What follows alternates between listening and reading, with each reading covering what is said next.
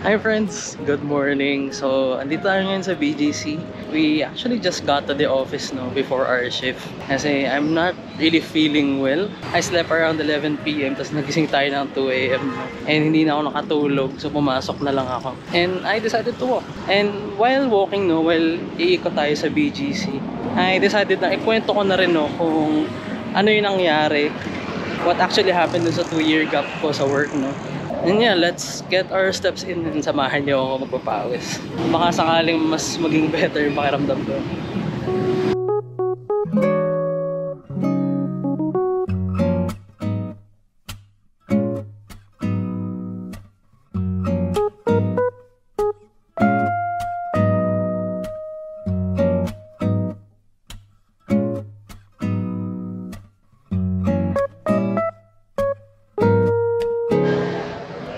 Ayun so magbe-break muna tayo dito. And this story, hindi ko pa talaga to nakwento.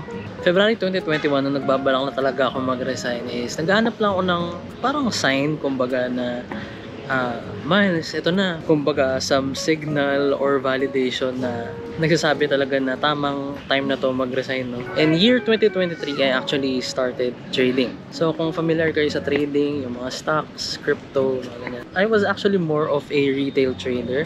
I studied how to trade, yung pagbabasa ng market, technical analysis, all the stuff na related to the markets. I was making really decent money, And then, ayun nga, come February 2021, there's this memorable trade that I've done.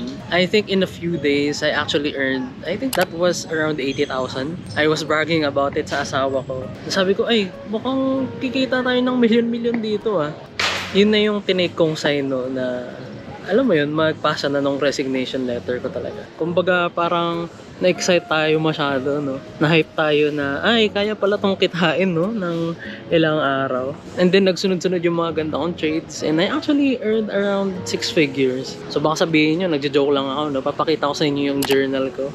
And then, fast forward, something bad happened. Pero bago yun, lakad na ulit tayo.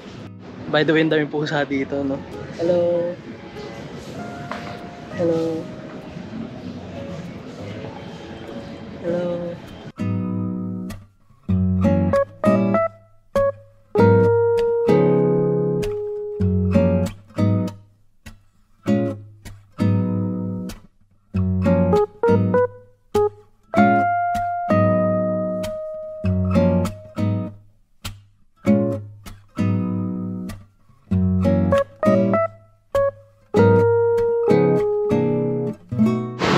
Daan tayong SK.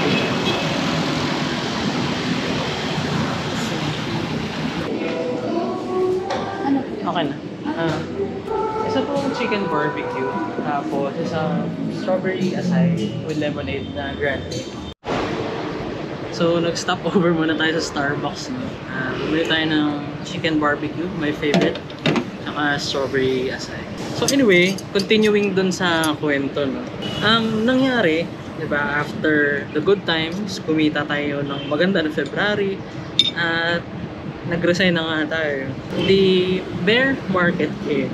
For those who don't know, some context sa bear market, basically the sentiment of people during those times is hindi maganda. Merong fear, so everyone is selling.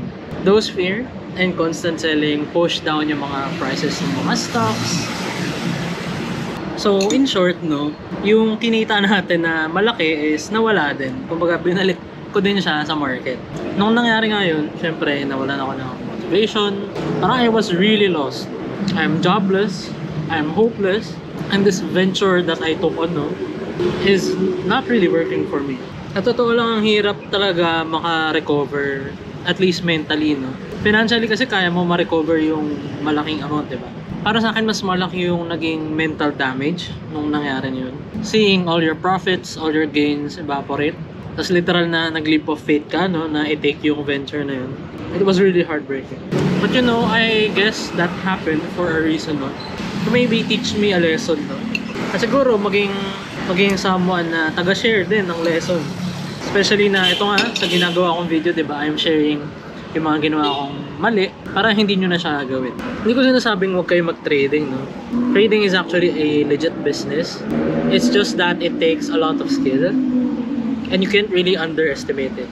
Yung mga nakikita nyong mga dati nagtitrade, tapos hanggang ngayon nagtitrade pa rin, those are people with really steel balls. The number one thing that experience told me is to never underestimate yung pagbe-business. Kasi retail trading is basically business na rin, no? It will literally take out everything from you. It needs your full effort, your full commitment. Tsaka kailangan syempre ng resilience, no? Para in case mangyari yung mga ganong bagay, mga unfortunate things is, you'll be able to stand up again. By the way, I'm really sorry guys na maingay kasi andito tayo sa labas ng Starbucks and this is the only place na wala masyadong tao kaya nakaka-video. Tignan nyo. Ay, kung makikita nyo, dito tayo sa 32nd. And it's a really good view. Sarap. And with that, no, sabi ko sa sarili ko parang, if I'm gonna do this, I need to do this right. So, I scrapped everything. Yung mga methods ko, yung mga practices ko, iniiwan ko talaga sila. And nag-enroll ako sa isang trading school. I paid the tuition.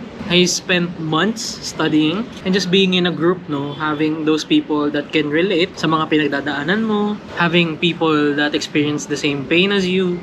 That really helped me, no, propel to where I am right now. I say propel, no, pero kala mo ang lahi ng narating. But awa ng Diyos, no, nagtitrade pa rin ako. And since then, no, nung galing ako sa school, I am actually profitable. Kung makikita nyo din yung YouTube ko before na may mga feature akong mga crypto, NFTs, it's because I earned from those. The lessons that the market has taught me eventually helped me, no, sa pag-navigate sa space na. So I still trade, pero less frequency. I'm still active on crypto. PSE, not much. But you know, we keep doing our thing. Ang haba ng kwento ko, no? Pero yun talaga yung reason, no? So basically, nasilaw ako sa pera. Huwag nyo gagayahin yun, guys. Walang easy money. So, huwag nyo gagayahin yun, guys.